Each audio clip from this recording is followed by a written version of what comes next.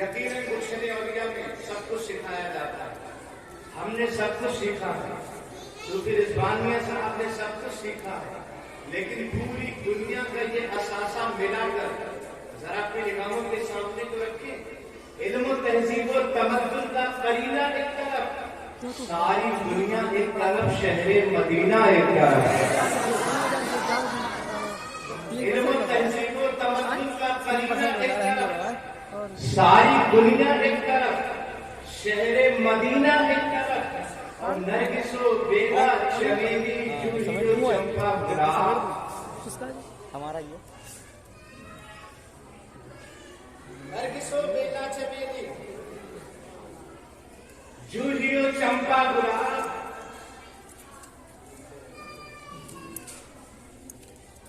علم و تہذیب و تمدن کا قرینہ ایک طرف, ساری دنیا ایک طرف, شہر مدینہ ایک طرف, نرگس و بیلا چمیلی جوہی و چمپا گلاب, ساری خوشبو ایک طرف, ان کا پسینہ ایک طرف. نرگس و بیلا چمیلی جوہی و چمپا گلاب, ساری خوشبو ایک طرف, ان کا پسینہ ایک طرف, اور 30 پارے قلب کے جزدان میں محفوظ ہیں. واہ بے شک 30 پارے. علم و تہذیب و تمدن کا بے شک واہ واہ.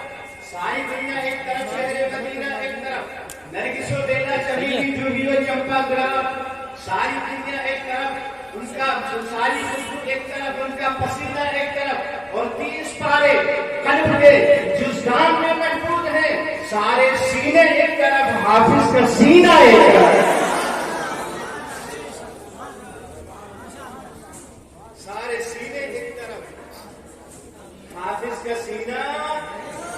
جلدی بولو, سارے سینے ایک طرف, حافظ کا سینہ ایک طرف. سارے سینے گل جائیں گے, مرنے کے بعد سارے سینے سڑ جائیں گے, جسم گل جائے گا, ہڈی گل جائے گی. امام غزالی لکھتے ہیں جب آدمی قبر میں پہنچے گا تو 3 دن کے بعد اس کی لاش پر اثر مرتب ہونا شروع ہو جاتا ہے. پھولتی ہے, سڑتی ہے, پھٹتی ہے, آدھا جھڑتی ہے. سب سے پہلے کون سی چیز جھڑتی ہے جانتے ہیں؟ امام غزالی فرماتے قبر میں سب سے پہلے شرمگاہ جھڑ کر گر جاتی ہے. یہ وہی چیز ہے جس کو آدمی نے محفوظ نہ رکھا. ناک, اس کے بعد یہ وہی چیز ہے جس ناک کی بنیاد ہے. آدمی ڈینگے مارتا تھا, میری ناک کھڑی رہے گی, میری ناک کٹ جائے گی, میری ناک گر جائے گی, قبر میں گر پڑتی ہے. سارے سینے سڑ جائیں گے, گل جائیں گے, لیکن یہی حافظ قرآن ہے جن کے سینے باقی رہے. کیوں باقی رہیں گے؟ مٹی کہے گی میں بھلا اس سینوں کو کیسے گلا دوں جس سینے میں اللہ کا کلام محفوظ ہے, جس سینے میں اللہ کا کلام محفوظ ہے. اور اللہ کا کلام کیسا؟ قرآن کہتا لو انزلنا ھذا القرآن علی جبل لرأیتہ خاشعا متصدعا من خشیۃ اللہ.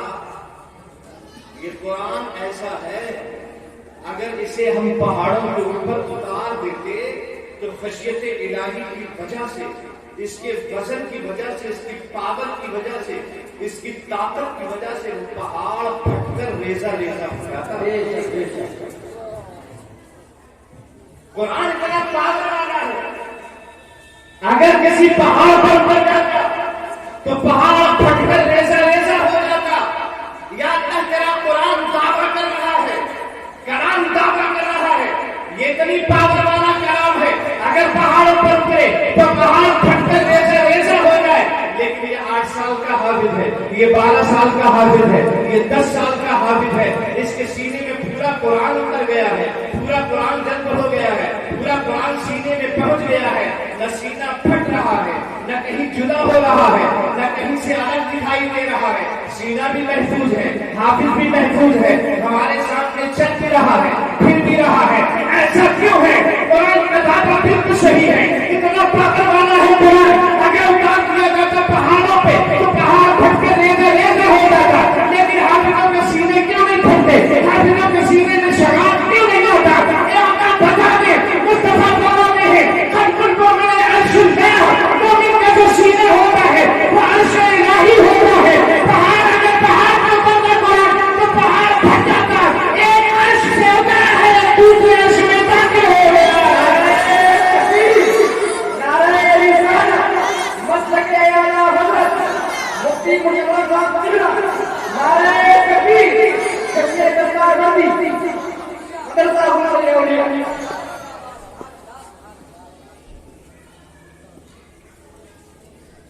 ہندوستان کی زبان جسے آپ راشٹریہ بھاشا بھی کہہ سکتے ہیں، جو اس کی اپنی زبان ہے، جو بھارتیہ زبان ہے وہ ہندی ہے.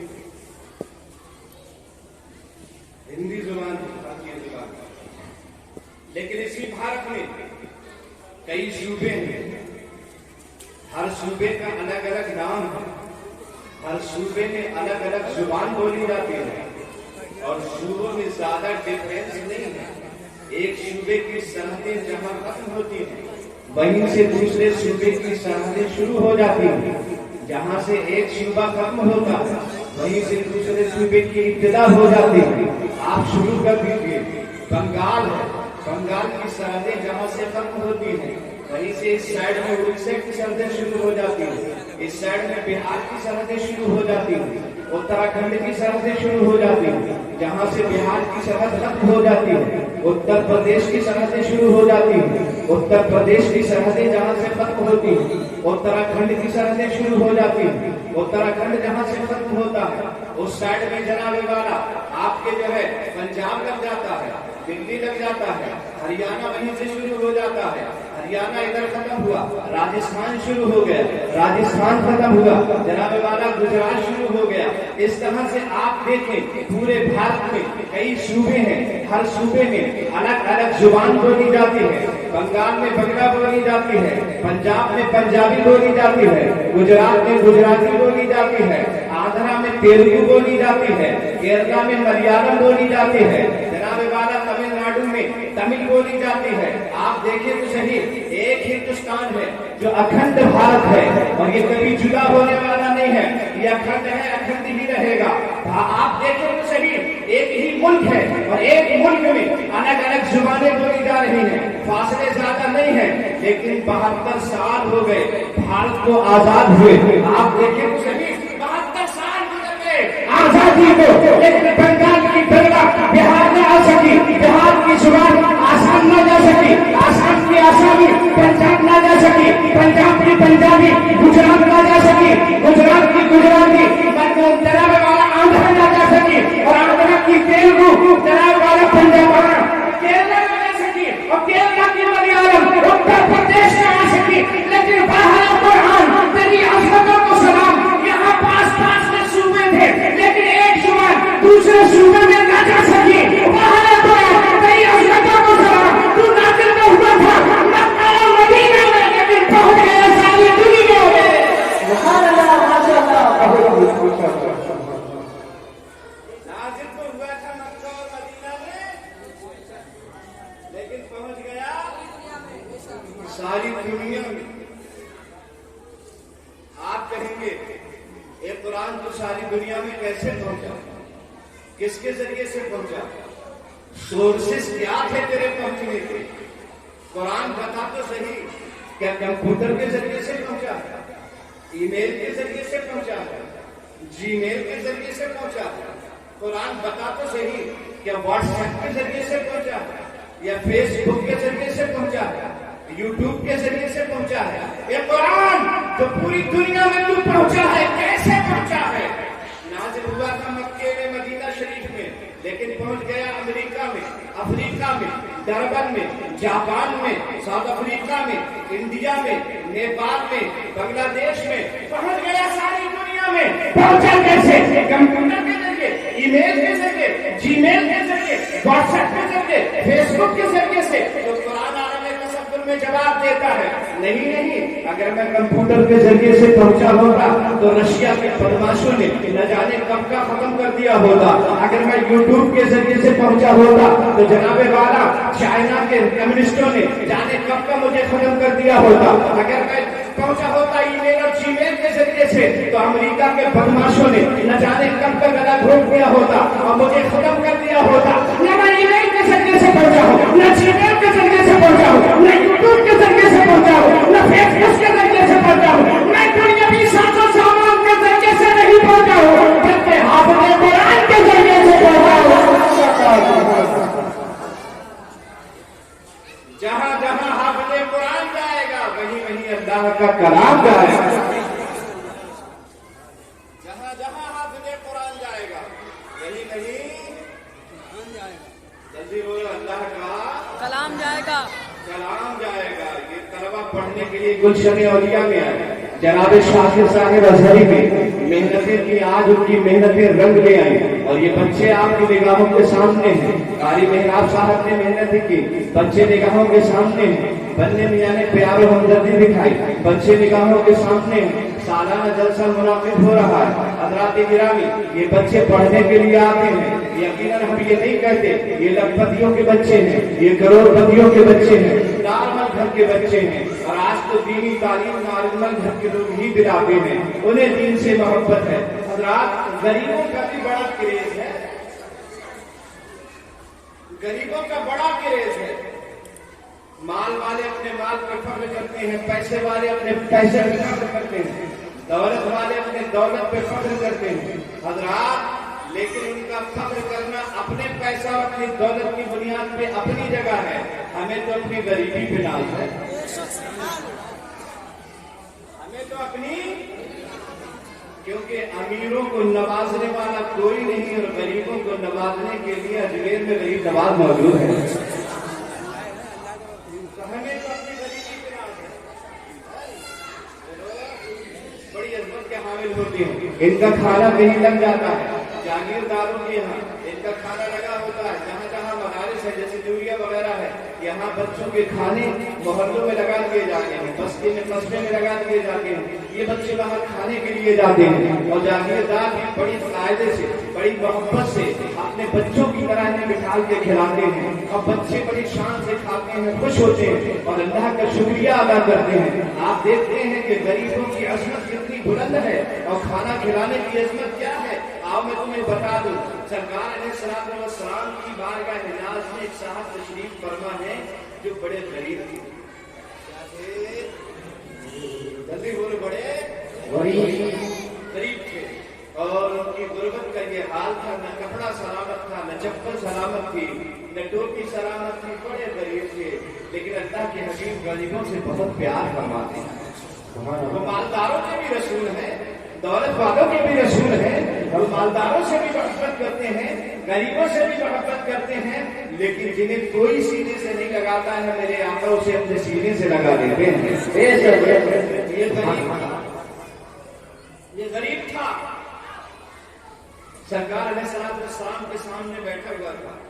अल्लाह के हबीब सल्लल्लाहु अलैहि वसल्लम मोहब्बत भरी बातें कर रहे थे, प्यार भरी बातें फरमा रहे थे और खैरियत मालूम कर रहे थे। खैरियत मालूम कर रहे थे। आप सुने तो जरा दिल के कानों से सुने। आला हजरत ने ऐसे ही नहीं कहा है, हम गरीबों के आका पे बेहद दुरूद, हम गरीबों के आका पे बेहद दुरूद, हम फकीरों की सरबत पे लाखों सलाम। ऐसे ही नहीं कहा है।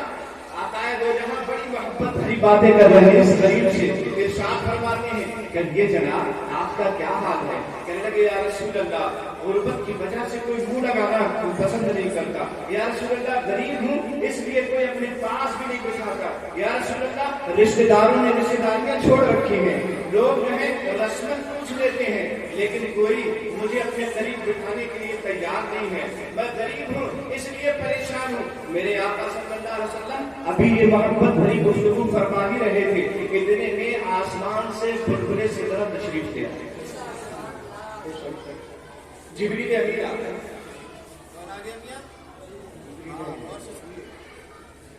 मेरे आका भी गरीब से बातें कर ही रहे थे।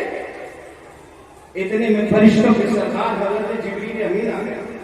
جبریل امین عرض کرتے یا رسول اللہ جس آدمی سے آپ محبت بھری گفتگو فرما رہے ہیں یہ آدمی کل ظہر کے وقت مر جائے گا.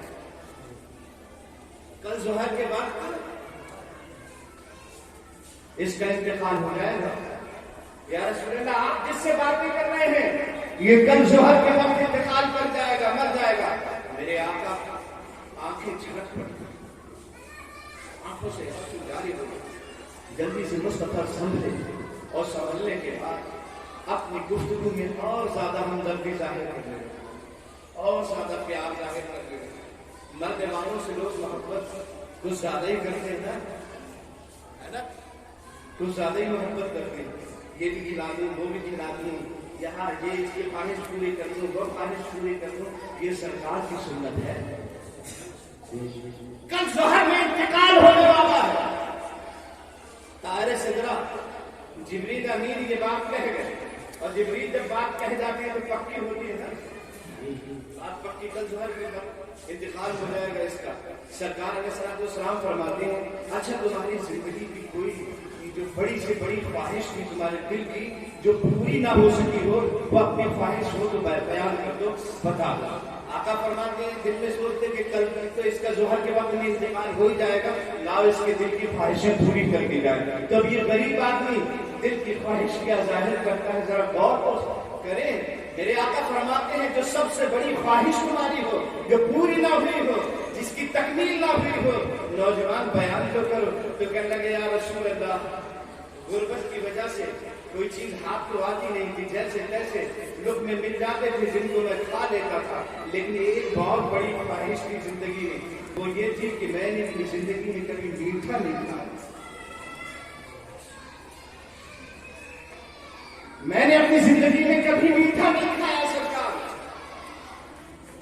جوان ہو گیا اور میٹھا نہ مل سکتا. ہمارے یہاں تو میٹھے پھولوں پہ پھینک دیے جاتے ہیں, ہمارے یہاں حلوے بنتے ہیں, خود کھا لیتے ہیں, اپنے بچوں کو کھلا دیتے ہیں, پڑوسی رہ جاتے ہیں. مانگنے والا آتا ہے دروازے سے کہہ دیا جاتا ہے ابھی ہاتھ خالی نہیں ہے. غریبوں کا یہ حال, طلبا کو کھانا نہیں ملتا ہے, محلے والے مستیاں کر کے کھاتے ہیں, مونچھوں کے تاؤ دے کے سو جاتے ہیں. ان غریب طلبا کا کوئی پرسان ہاتھ نہیں, دروازوں پہ سوائے لگانے والے غریبوں کا کوئی پرسان ہاتھ نہیں. لیکن میرے آقا کی شان یہ ہے کیوں اپنی غریبی غربا دار صدا.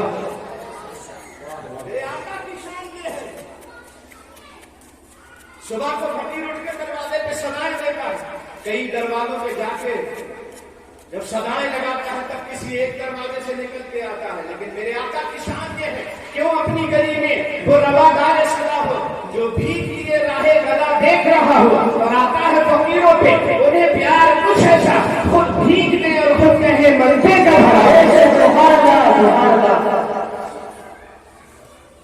تیری کوئی خواہش ہو تو بتاؤ. یا رسول اللہ کی بہت بڑی خواہش ہے, میں نے جوانی کی تحریک پہ قدم رکھ دیا لیکن آج تک میٹھا نہیں کھایا. یا رسول اللہ یہ میری خواہش رہ گئی. وہ جوان ہوں, ایک تمنا اور ہے, وہ یہ ہے کہ ایک نیک بیوی سے میرا نکاح ہو جاتا, کسی نیک لڑکی سے میری نکاح پانی ہو جاتی اور ہم دونوں میاں بیوی کسی کمرے میں ہوتے. یا رسول اللہ مصلا پچھ جاتا, ہم لوگ اٹھتے رات کو رب کی بارگاہ میں سجدہ ریز ہو جاتے اور سجدہ کرتے سلام پھیر کر کے جب مصلے پہ بیٹھتے یا رسول اللہ آپ پر درود پڑھتے. یہ میرے دل کی خواہش تھی, یہ تمنائیں تھی. تو ایک تو میٹھا کبھی نہیں کھایا اور ایک شادی اب تک میری نہیں ہوئی. یہ دو خواہشیں ہیں یا رسول اللہ. آپ نے پوچھ لیا ہے تو میں نے بتا دیا ہے, ورنہ میں کسی سے بیان نہیں کرتا. میرے آقا فرماتے ہیں ابو بکر صدیق تم بھی آؤ, عمر تم بھی آؤ, عثمان تم بھی آؤ, طلحہ تم بھی آؤ, زبیر تم بھی آؤ, اور سلمان تم بھی آؤ. تمام صحابہ کو آقا نے بلا دیا اور جملہ صحابہ جب اکٹھے ہو گئے تو میرے آقا نے ارشاد فرمایا یہ دیکھو یہ نوجوان ہے, یہ نوجوان جو ہے ہم اس کی شادی کرنا چاہتے ہیں. خود نوجوان سے پوچھتے ہیں بتا تیری نظر میں کوئی ایسی لڑکی ہے جو شادی کے لیے ہو؟ کہنے لگا میرے چچا ہی کی بیٹی ہے جو بڑی ہو گئی ہے, شادی کے لائق ہے, لیکن میری غربت کی وجہ سے میرے چچا میری طرف کوئی توجہ نہیں دیتے, میری طرف نگاہیں اس کے پاس نہیں فرماتے. میں غریب ہوں اس لیے چچا میری طرف نہیں دیکھتے, بیٹی تو میرے چچا کی ہے. میرے آقا فرماتے ہیں اس کے چچا کو بلایا جائے. صحابہ دوڑے دوڑے گئے, اس کے چچا کو بلا لائے. جب اس کے چچا قریب آ گئے, آقا فرماتے ہیں تمہاری بیٹی نکاح کے لیے ہے, میں نے تمہاری بیٹی کا نکاح اس کے ساتھ میں کر دیا. میں نے تمہاری بیٹی کا نکاح اس کے ساتھ میں کر دیا. اب آپ کہیں گے باپ سے تو رضامندی لی ہی نہیں گئی. پوری دنیا میں جب بیٹی کا نکاح ہوتا ہے تو باپ سے رضامندی پوچھی جاتی ہے, بیٹی سے رضا دی جاتی ہے, تب جا کے نکاح کیا جاتا ہے. یہ وہاں کیا جاتا ہے جہاں اس کے اولیاء ہوں. یہاں تو ولیوں کے ولی, انبیاء سرکار انبیاء ہیں, نبیوں کے سردار ہیں, پوری کائنات کی عورتوں کے باغی ہیں, پوری دنیا کے مردوں کے حاکم ہیں. آقا جو چاہے وہ تصرف فرما سکتے ہیں. آقا فرماتے ہیں خالق کل نے آپ کو مالک کل بنا دیا, خالق کل نے آپ کو مالک کل بنا دیا. دونوں جہاں ہیں آپ کے قبضہ میں اختیار.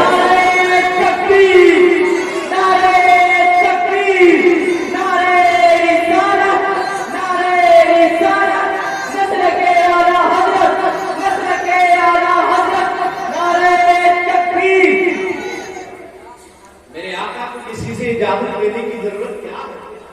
انہی کے صدقے میں تو سب کچھ پیدا ہوا ہے. انہیں اجازت لینے کی کیا ضرورت؟ میں نے تمہاری بیٹی کا نکاح ان کے ساتھ میں کر دیا. ابو بکر آپ آئیے, سرکار میں حاضر ہوں. جاؤ بازار سے کپڑا لے کر آ جاؤ, جوڑے خرید کے لاؤ. 2 جوڑے بازار سے خرید کر لائے. ابو بکر عمر آپ آئیے, جائیے لوگوں کے بیٹھنے کا انتظام کیجیے. عثمان آپ آئیے, ایک نفیس قسم کا عمدہ میٹھا حلوہ تیار کروائیے, اور ایسا حلوہ جو آج تک کسی نے نہ کھایا ہو, ایسا حلوہ تیار کروائیے. کیا رسول اللہ میں حاضر ہوں. حضرت عثمان حلوہ بنوانے کے لیے گئے, ابو بکر کپڑا لینے کے لیے, طلحہ زبیر اپنے اپنے کام میں لگا دیے گئے. حضرات ایک صحابی کو اللہ کے رسول نے اپنے پاس بلایا, ادنو منی یا فلاں قریب آیا, میں نے سنا ہے آپ کے 2 گھر ہیں, ایک گھر میں آپ رہتے ہیں, ایک گھر خالی ہے. ہاں یا رسول اللہ وہ سب آپ ہی کے گھر ہیں. سرکار علیہ الصلوۃ والسلام وہ آپ ہی کے گھر ہیں. کہ وہ جو خالی گھر ہے وہ ان دونوں کو دے دیجیے. میں نے دے دیا, گھر بھی مل گیا, نکاح ہو گیا. حضرات کھانا تیار ہو گیا, دونوں کی شادی ہو گئی, نکاح ہو گیا, اور رخصت ہو کر دلہن اس گھر میں پہنچ گئی. رات پیچھے سے سارا ساز و سامان بھی پہنچ گیا, اور وہ نفیس قسم کا میٹھا میٹھا حلوہ جو تیار کروایا گیا تھا میٹھا اس کے لیے, وہ بھی پہنچا دیا گیا. حضرات شام ہو گئی تھی, رات کا وقت ہوا, حضرات عشاء کی نماز کا وقت آیا. دونوں میاں بیوی نے عشاء کی نماز ادا کی, اور عشاء کی نماز کے بعد دسترخوان بچھایا. دسترخوان بچھانے کے بعد سارا کھانا اس پر رکھا, اور یہ بسم اللہ پڑھ کے لقمہ توڑنے کا ارادہ کر ہی رہے تھے. اتنے میں دروازے پہ دستک ہوئی. جا کر دیکھا تو سامنے فقیر کھڑا ہوا تھا جو سرائے لگا رہا تھا. کئی دن سے میرے اوپر فاقہ ہے, اے مالک مکان مجھے کچھ عنایت کر دے تو بہتر ہوگا. حضرات جیسے ہی اس نوجوان نے فقیر کی یہ صدا سنی, اپنی نیک بیوی سے کہنے لگا, محترمہ اللہ کا یہ بہت بڑا احسان ہے کہ مجھ کو تم جیسی نیک بیوی مل گئی. مجھے اور کیا چاہیے؟ میری تو زندگی کی منشا پوری ہو گئی, میرا تو مقصد زندگی ہی مکمل ہو گیا. تم جیسے نیک بیوی اللہ نے مجھے عنایت کر دی, اب مجھے کسی چیز کی ضرورت نہیں. اگر آپ راضی ہو تو یہ کھانا, یہ حلوہ جو نفیس قسم کا ہے, اسے اٹھا کر اس غریب کو دے دیا جائے. نیک بیوی تھی, کہنے لگی شوہر نامدار میں بالکل تیار ہوں. اٹھایا حلوہ, اٹھا کر کے اس کو غریب کو دے دیا گیا. جیسے ہی اس غریب کو دیا, اس غریب نے حلوہ دیا اپنی جھولی میں, اور دونوں ہاتھ رب کی بارگاہ میں اٹھا کر دعا کرنا شروع کر دی. یا اللہ ان دونوں کی جوڑیوں کو سلامت رکھنا, ان دونوں کے جوڑے کو سلامت رکھنا, ان کی گود بچوں سے بھر دینا, انہیں خوشیاں عنایت کرنا, ان کی عمر میں برکت کرنا. ادھر کھانا فقیر کی جھولی میں آیا, فقیر نے ہاتھ اٹھایا تو وہ تو کھانا لے کے چلا گیا. ادھر صبح کا وقت ہوا, آقا نے ایک صحابی کو بلایا, ارشاد فرمایا جاؤ جا کر فلاں صاحب کے یہاں اس گلی میں ایک پھیرا لگا, اس پار سے اس پار جایا کرنا, اس پار سے پھر اس پار آیا کرنا, اور ظہر سے لے کر عصر کے وقت تک یوں ہی چکر لگاتے رہنا. جیسے ہی فلاں گھر سے رونے کی آواز آئے, چلانے کی آواز آئے, آ کر تم مجھے بتا دینا. وہ صحابی کی ڈیوٹی لگ گئی, دوڑے دوڑے گئے, کبھی اس طرف سے اس طرف جاتے تھے, اور कंठियों में मकान की तरफ देखते थे और कान लगाकर सुनते थे कि मकान से जैसे ही रोने की आवाज आएगी फौरन अल्लाह के हबीब को खबर कर दी जाएगी। ये इधर से जाते थे, गौर करते थे, उधर से आते थे, गौर करते थे, लेकिन रोने की आवाज नहीं आ रही है। रात ज़ोहर का वक्त मुकम्मल हो गया, अब असर का वक्त शुरू हो गया। मस्जिद नबवी में बिलाल ने आजान दे दी। सहाबा दौड़े दौड़े अल्लाह के नबी की मस्जिद की तरफ जा रहे हैं। ये भी नमाज का वक्त हो गया तो ये भी असर पढ़ने के लिए अल्लाह के हबीब की मस्जिद में पहुंच गए। मुस्तफा ने सलाम फेरा, सहाबी से इरशाद फरमाया, बताइए कैफियत क्या है? क्या उस घर से रोने की आवाज आई? वो कहते हैं नहीं या रसूल अल्लाह, उस घर से रोने की आवाज तो नहीं आई, उस घर से हंसने की आवाजें आ रही हैं, खुश होने की आवाजें आ रही हैं, मस्ती की आवाजें आ रही। या रसूल अल्लाह, वो बड़े खुश हैं, बहुत मस्त हैं, वो हंसने की आवाजें आ रही हैं। या रसूल अल्लाह, उनके यहाँ से कोई रोने की आवाज नहीं आई। मुस्तफा ने दोनों हाथ बारगाह मौला में दराज कर दिए। या अल्लाह, ये क्या हुआ? जिब्रील तो कह के गए थे ज़ोहर के वक्त में मर जाएगा, लेकिन उसके घर से तो रोने की आवाज नहीं आई है। आका सल्लल्लाहु अलैहि वसल्लम ने अपने रब की बारगाह में अर्ज़ किया, मौला जिब्रील खबर लाए थे, खबर पक्की थी, तो वो मरा क्यों नहीं? रब ने इरशाद फरमाया, या रसूल अल्लाह, बात बिल्कुल सच्ची थी, हमने खबर भिजवाई थी, ज़ोहर के वक्त में वो यकीनन मरने वाला था, लेकिन आपने जो हलवा भिजवाया था वो हलवा उन दोनों ने नहीं खाया, उठाकर गरीब को दे दिया और गरीब ने हाथ उठा के इनके लिए दुआ कर दी है। या रसूल अल्लाह, ये कैसे हो सकता है? अगर कोई मेरा बंदा किसी के लिए खाना खाने के बाद दुआ कर दे, मैं उसकी दुआ को रद्द नहीं करता हूँ, उसके सदके में मैंने उनकी उम्रों को लंबा कर दिया है। नारे तकबीर, नारे रिसालत, नारे रोकियत, नारे रोकियत, जश्न दस्तारबंदी, जश्न दस्तारबंदी, मदरसा रोशन औलिया, मदरसा रोशन औलिया, मुफ्ती मुशर्रफ साहब किबला, मुफ्ती मुशर्रफ साहब किबला, नारे तकबीर, नारे रिसालत। सुभान अल्लाह, सुभान अल्लाह। अल्लाह जब चाहता है, जिसकी चाहता है उसकी उम्र लंबी कर देता है। हमारा चाहिए। आला हजरत फरमाते हैं, हदीस पाक में भी लिखा है, तकदीर तीन तरह की होती है। एक वो तकदीर होती है जो बदली नहीं जाती, एक वो तकदीर होती है लिखा तो है तकदीर में वैसा ही जैसा होने वाला है, लेकिन अगर कोई बंदा गिड़गिड़ा कर अपने रब की बारगाह में वसीले पेश करके दुआएं करता है तो अल्लाह ताला उसकी तकदीर को बदल देता है। और एक तकदीर वो होती है कि अगर कोई अल्लाह वाला अपनी जुबान से कह देता है तो अल्लाह ताला तकदीर को बदल देता है। तकदीर मुबरम, तकदीर मुशाबिह व मुबरम और तकदीर मुअद्दल, ये तीन तरह की तकदीरें होती हैं।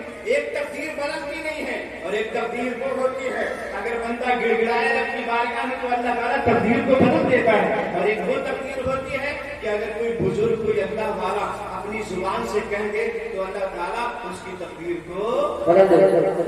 जल्दी बोलो, उसकी तकदीर को बदल देता है। और ये अल्लाह वालों की जुबान पे होता है।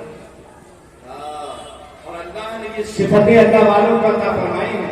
तजल्लुल यकीन में आला हज़रत फरमाते हैं कि अल्लाह ने अपनी सारी सिफतें, देखें अब आप, ये जो वहाबी रटना लगाए रहते हैं कि अल्लाह की सिफतें बंदे के अंदर कैसे आ जाती है, अल्लाह की सिफतें बंदे के अंदर कैसे आ जाती है, अपनी जात के एतबार से वाजिब वजूद है, ठीक है, अच्छा, और अपनी सिफात के एतबार से भी आसानी है। तो जात के एतबार से भी आसानी है और सिफात के एतबार से भी आसानी है। न उसकी जात पाई जा सकती दूसरी, न उसकी सिफात किसी में पाई जा सकती, लेकिन अगर अल्लाह अपनी सिफतें किसी को अता फरमाना चाहे तो फरमा सकता है कि नहीं फरमा सकता है? देखो, माँ बाप रहम करते कि नहीं करते, और अल्लाह भी रहम करता है। बोलो बिस्मिल्लाहिर्रहमानिर्रहीम, अल्लाह के नाम से शुरू जो निहायत मेहरबान और रहम वाला है। यही तो है। तो रहम अल्लाह करता है, रहीम अल्लाह है, लेकिन अल्लाह ने अपने हबीब को भी रहीम बनाया। लक़द जाअकुम रऊफ़ुर रहीम, लक़द जाअकुम मिन अनफुसिकुम रसूलुम मिन अनफुसिकुम अज़ीज़ुन अलैहि मा अनतुम। हाँ, तो रऊफ़ुर रहीम जो है, रऊफ़ رحیم بھی اللہ کی صفت ہے، لیکن قرآن کی اسی آیت میں اللہ نے اپنے حبیب کو بھی رؤوف کہا ہے اور رحیم کہا ہے۔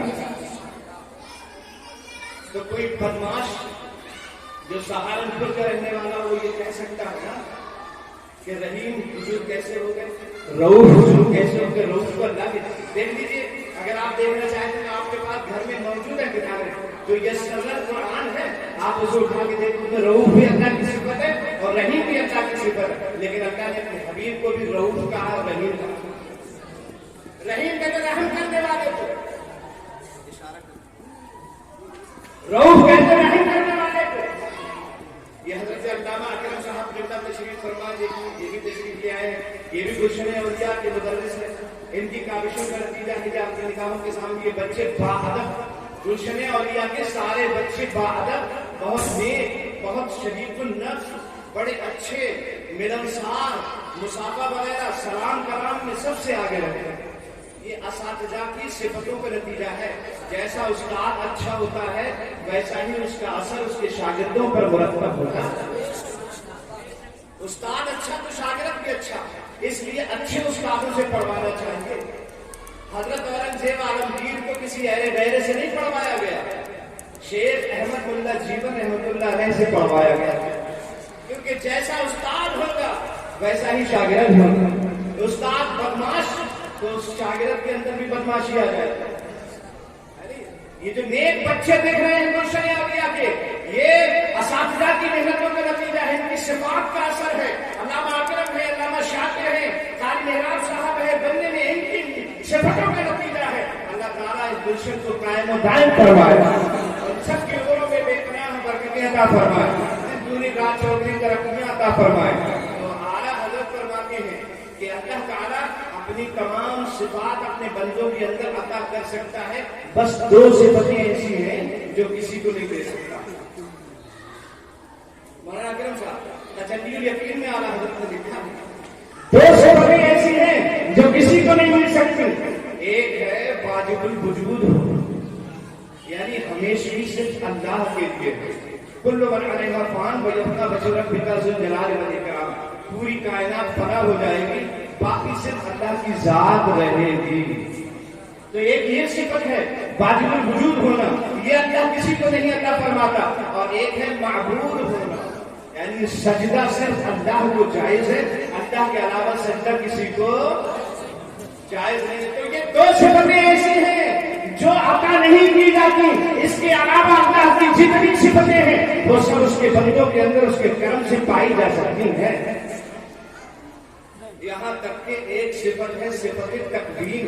اعلیٰ حضرت فرماتے ہیں نیس سے ہست کی طرف لانا، عدم سے وجود کی طرف لانا، کوئی چیز پہلے نہیں تھی اچانک موجود ہو گئی، یہ صفت تکوین کہلاتی ہے۔ کوئی چیز تھی جو سامنے کچھ تھی، اس کی بدل کے کچھ ہو گئی، یہ صفت تکوین کہلاتی ہے۔ یہ مائک ہے، بدل کے کچھ کر دیا جائے، اسے صفت تکوین کہتے ہیں۔ اعلیٰ حضرت فرماتے ہیں یہاں تک کہ صفت تکوین بھی اولیاء کے اندر پائی جاتی ہے۔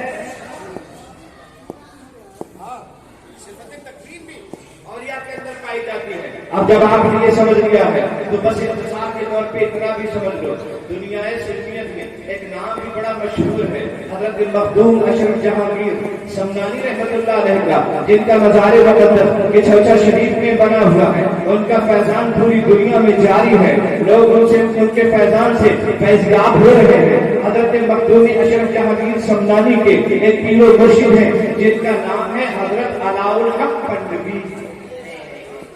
کیا نام ہے؟ جلدی بتا، کیا نام ہے؟ علاء الحق پنڈوی رحمۃ اللہ تعالی علیہ۔ یہ مخدوم اشرف جہانگیر کے پیر و مرشد ہیں۔ پنڈوا بنگال میں ایک جگہ کا نام ہے، وہاں ان کا مزار مقدس ہے جو مرجع خلائق بنا ہوا ہے۔ حضرت مخدوم اشرف جہانگیر رحمۃ اللہ تعالی علیہ کے پیر و مرشد حضرت علاء الحق پنڈوی رحمۃ اللہ تعالی علیہ، جب آپ کی مبارک شادی ہوئی، شادی کے بعد آپ کی کوئی اولاد نہیں ہوئی، کئی سال تک کوئی اولاد آپ کے گھر میں نہیں ہوئی، محترمہ ایک دن اپنے شیخ سے کہنے لگی، اپنے شوہر نامدار سے کہنے لگی، حضور میں دیکھتی ہوں کہ آپ کی بارگاہ میں لوگ روتے ہوئے آتے ہیں تو ہنستے ہوئے جاتے ہیں، پریشان حال آتے ہیں، پریشانیاں دور ہو جاتی ہیں، لوگ آپ کی बारगाह में गरीब आते हैं, आप दुआ कर देते हैं तो अमीर हो जाते हैं। हुजूर आपकी बारगाह में लोग लगाते हुए आते हैं, शहीद होते जाते हैं। आप जो चाहते हैं वो अपनी दुआओं से कर देते हैं। हुजूर पे औलाद अगर कोई आपकी बारगाह में आता है तो वो साहिब औलाद बन करके जाता है। कहना क्या चाहते हो, मतलब क्या है तुम्हारा? कहता कि हुजूर मामला ये है कि मेरे घर में भी अब तक कोई औलाद नहीं हुई, मेरी कोख भी तो सुनी है, मेरी गोद में भी तो अब तक कोई बच्चा नहीं आया। हुजूर आपका कोई बेटा, कोई बेटी, कोई शहजादा अब तक नहीं आया, मैं भी तो बे औलाद हूँ। अल्लाह के इस वली ने, अलाउल हक पढ़वी ने अपनी आंखें बंद की, अल्लाह महफूज पे अपनी बीवी की तकदीर को पढ़ा और तकदीर पढ़ने के बाद इरशाद फरमाया तुम्हारी तकदीर में कोई बच्चा है ही नहीं। ये बताओ खत्म कर दे क्या? बहुत जल्दी खत्म होने वाला है।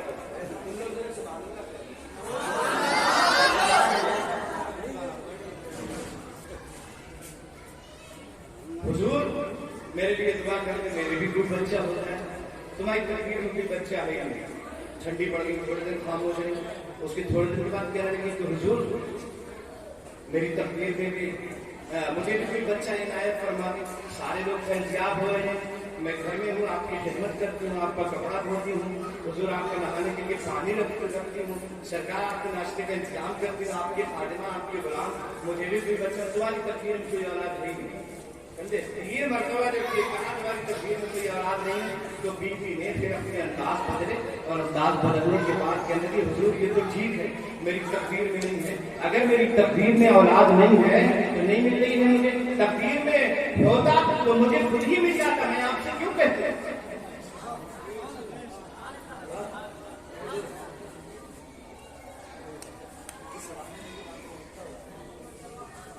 अगर मेरी तकदीर में बच्चा होता तो मुझे खुद ही मिल जाता।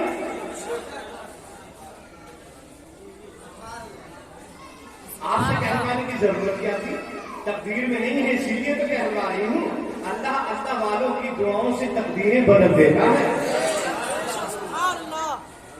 हुजूर मैंने कहा नहीं तुम्हारी तकदीर में कोई औलाद नहीं, क्या नहीं है कोई बात नहीं, मेरी तकदीर में पैदा हो जाए, अगर से पैदा होते ही मर जाए, कम से कम मेरे माथे से 5 होने का कलंक तो दूर हो जाएगा। मोहल्ले की और तो मुझे 5 कह के चिढ़ाती है, अपने बच्चों को मुझसे छुपाती है, अपने बच्चों के ऊपर मेरा साया नहीं पड़ने देती, कहती 5 का साया पड़ जाएगा तो हमारा बच्चा भी साया हो जाएगा।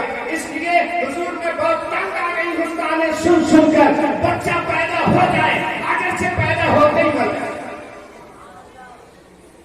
अगर से पैदा होते ही जल्दी बोलो मर जाए, बच्चा पैदा हो जाए चाहे पैदा होते ही मरे।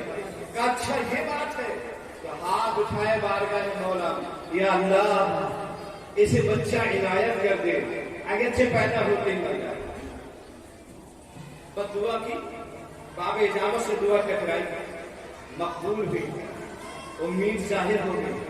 9 महीने के बाद घर में मुस्कुराता हुआ खूबसूरत एक बच्चा पैदा हो गया। गुफ्ते वो गुफ्ते अल्लाह वक़्त गज असहद क़ूम अब्दुल्लाह वक़्त, जो वो कह देते हैं वो हो के रहता है, जो वो कहते हैं वो तकदीर इलाही होता। बच्चा पैदा हो गया और जब बच्चा पैदा हुआ घर में खुशियां थी, बीवी खुश थी, दरो दीवार खुश थे, हुजूर अलाउल हक पटवी भी बड़े खुश थे। समझे? जैसे ही ये खुशियां मनाई जा रही थी, घर में बच्चा पैदा हुआ, कान में आजान हुई, खुशियां हुई, दुआएं की गई, इतने में दरवाजे पे दस्तक होती है। हजरत अलाउल हक ने दरवाजे के बाहर झांक कर देखा तो हजरत इस्राइल तशरीफ फरमा थे। अब कोई बाहर भी कहेगा कि इस्राइल को किसी से पूछने की जरूरत ही नहीं है, हम कहेंगे बिल्कुल सही है, पूछने की जरूरत नहीं है। लेकिन कुछ लोग ऐसे होते हैं कि बिना पूछे इस्राइल जा ही नहीं सकते। मूसा से आके बार बार पूछते हैं हुजूर चलेंगे,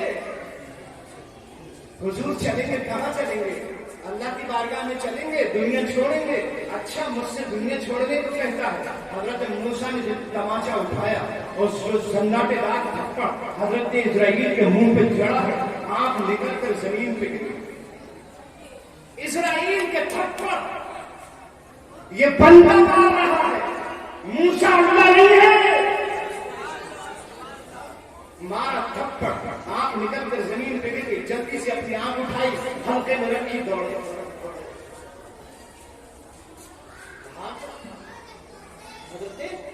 اسرائیل آپ کہتے بنا پوچھے آتے ہیں، ہاں ٹھیک ہے بنا پوچھے آتے ہیں، لیکن کچھ خاص ہستیاں ایسی ہوتی ہیں کہ جن سے پوچھنا ہی پڑتا.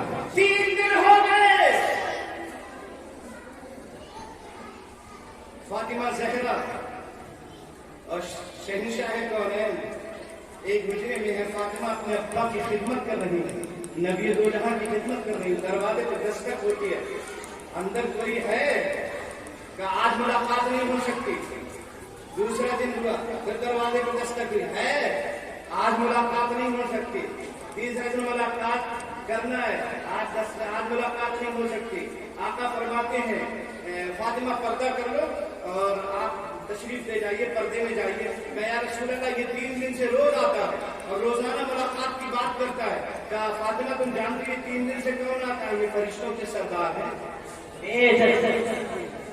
بریلی سے آواز آتی ہے، رضوان کے دادا کہتے ہیں بے اجازت جن کے گھر جبریل بھی جاتے نہیں، بے اجازت جن کے گھر جبریل بھی جاتے نہیں. قدر والے جانتے ہیں قدر شان اہل بیت. تو جن کے گھر میں جبریل بھی بغیر اجازت کے نہ گھسے، اسرائیل کیسے گھس جائیں گے؟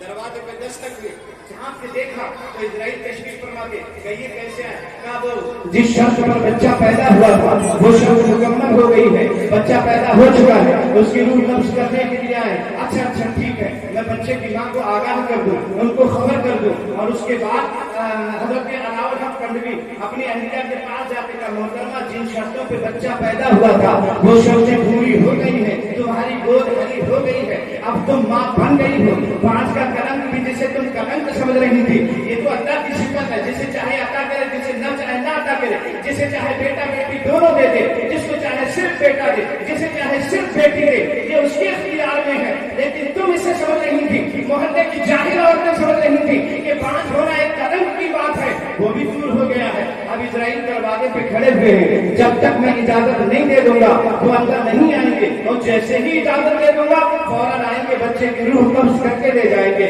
آپ اجازت دے دو، راضی ہو. محترمہ کی آنکھیں پھٹی دے گئی. اپنے شوہر نامدار کے چہرے کو دیکھ کر کہنے لگی حضور اسرائیل کو بغیر پوچھے آپ سے آ ہی نہیں سکتے اور بنا پوچھے لے جا ہی نہیں سکتے، تو آپ اتنا کر کے کم سے کم جا کر ان سے یہ کہہ دیجیے ابھی تو پیدا ہوا ہے، ابھی چھوٹا ہے، ابھی کان میں آزان ہوئی ہے، ابھی ننھا بچہ ہے، ابھی گھر میں خوشیاں ہیں، جا کے کہہ دیجیے کم سے کم چھٹی چھندا تو ہو جائے.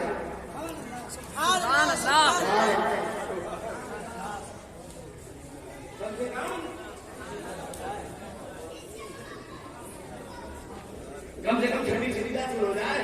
آپ کہیں گے یہ چھٹی کہاں سے لے آئے؟ امت کو گناہوں سے رہا کون کرے گا؟ یہ کام محمد کے سوا کون کرے گا؟ امت کو گناہوں سے رہا کون کرے گا؟ یہ کام محمد کے سوا کون کرے گا؟ اب خواجہ کی چھٹی اور بڑے پیر کی پیارا سنی نہ کرے گا تو بھلا کون کرے گا؟ کم سے کم چھٹی تو ہو جائے. ٹھیک ہے، اسرائیل سے آگے کہنے لگے دوست جی ایسا ہے، بچے کی ماں ابھی راضی نہیں ہے، وہ کہہ رہی ہے کم سے کم چھٹی چھندا ہو جائے.